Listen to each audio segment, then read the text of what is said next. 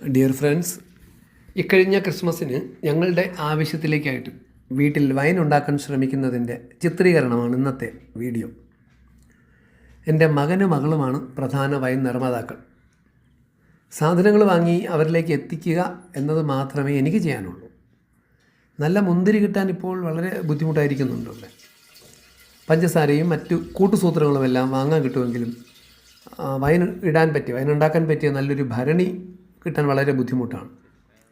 അതിന് പറ്റിയൊരു മൺഭരണിക്ക് വേണ്ടി തിരുവനന്തപുരം ജില്ലയുടെ എല്ലാ ഭാഗത്തും അന്വേഷിച്ചിട്ടെങ്കിലും നല്ലൊരെണ്ണം കിട്ടിയില്ല.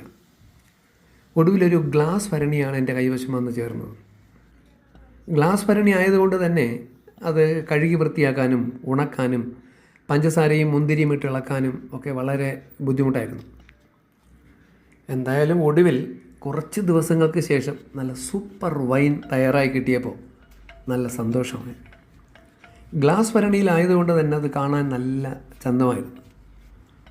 കുടിക്കാനായി ഗ്ലാസ്സിൽ ഒഴിച്ചപ്പോഴും നല്ല ഭംഗി. കുടിച്ചപ്പോൾ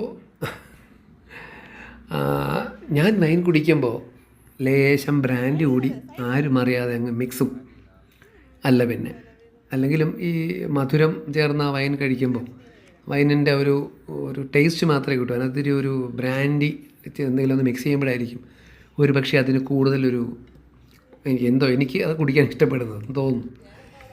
എന്തായാലും ട്രാവൽ വീഡിയോസുമായിട്ട് ഞാൻ വരും. താമസിയാതെ നല്ല നല്ല വീഡിയോസ് കൊണ്ടുവരും. എന്തായാലും ഇഷ്ടമായെങ്കിൽ ഈ ചാനൽ സബ്സ്ക്രൈബ് ചെയ്യുക, ഒപ്പം ഉണ്ടായിരിക്കുക. Thank you. ഇത് ഭയങ്കര സീരിയസ് ബിസിനസ്സാണ്. എന്നാണ് എന്തൊക്കെയാണ് പറഞ്ഞ് ചിരിക്കാൻ. അത് വൈനാണ്. വൈൻ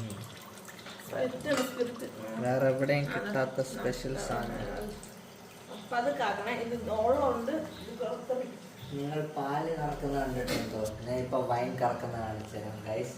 ഇങ്ങനെ പിടിച്ച് ഇങ്ങനെ ആദ്യം ഒരു അമർത്തണം. എന്നിട്ട് എല്ലാം ജ്യൂസ് വന്നിട്ട് ഇങ്ങനെ ഫീലൊക്കെ ചെയ്തിട്ട് ഇങ്ങനെ ആദ്യം മേളീന്നേ പറഞ്ഞു. അതാണ് ഇതിലെ ടെക്നിക്ക്. ഇങ്ങനെ